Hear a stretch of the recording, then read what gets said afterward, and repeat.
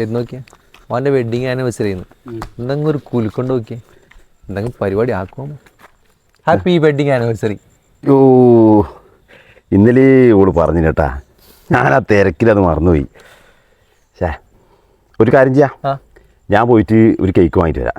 നിങ്ങൾ രണ്ടാളും വീട്ടിലേക്ക് പോകും, നമുക്കെല്ലാം കൂടി മുറിക്കാം. ആയിക്കോട്ടെ. വേറെ പരിപാടിയാക്കാം, സെറ്റാക്കാം. സതീശ, നമുക്ക് ഇവരുടെ വെഡിങ് ആനിവേഴ്സറിക്ക് ഒരു പണി കൊടുത്താലോ? എന്ത് പണി? ഒരു പറ്റിക്കല്. അതെങ്ങനെ? അതെല്ലാം ഉണ്ട് ഐഡിയ. നീ ബാ ജോഷ്മേ. എന്തല്ല രാശേട്ടാ, ഇന്ന് ആനിവേഴ്സറി അല്ലേ? ആനിവേഴ്സറി എല്ലാം തന്നെയാന്ന്. ഇവിടെയുള്ള ചങ്ങായിക്കാവുന്ന ഓർമ്മയൊന്നുമില്ലേ? ഓൻ്റെ ഒരു കാര്യം പറയാൻ വേണ്ടി തന്നെ നമ്മൾ വന്നിനി. എന്നേനോ? അതിപ്പോ എങ്ങനെയാ പറയാ? എന്നാന്ന് പക്ഷേ പറയാറോ? വലിയ വിഷയമുള്ള കേസല്ല, ഇതെല്ലാം നാട്ടിൽ നടക്കുന്ന തന്നെയാണ്. എന്നാന്ന് രാശേട്ടാ നിങ്ങളൊരിക്കൽ പറ. എന്നാന്ന് വെച്ചാല് ഓക്ക് കാര്യം പറഞ്ഞാൽ മനസ്സിലാവുക. നിങ്ങൾ പറഞ്ഞോ? ജോഷ്മേ, എൻ്റെ ഒരു ചെറിയൊരു ചുറ്റിക്കളിയുണ്ട്. ഏത് സമയം നോക്കിയാൽ ഫോണിലാണ്. ദേശം ശ്രദ്ധിക്കാൻ നല്ലതാണ് കേട്ടാ. എന്നാലും ഇത് ആരോടാ അപ്പം ഇത്രമാത്രം ഇവനിങ്ങനെ സംസാരിക്കുന്നു?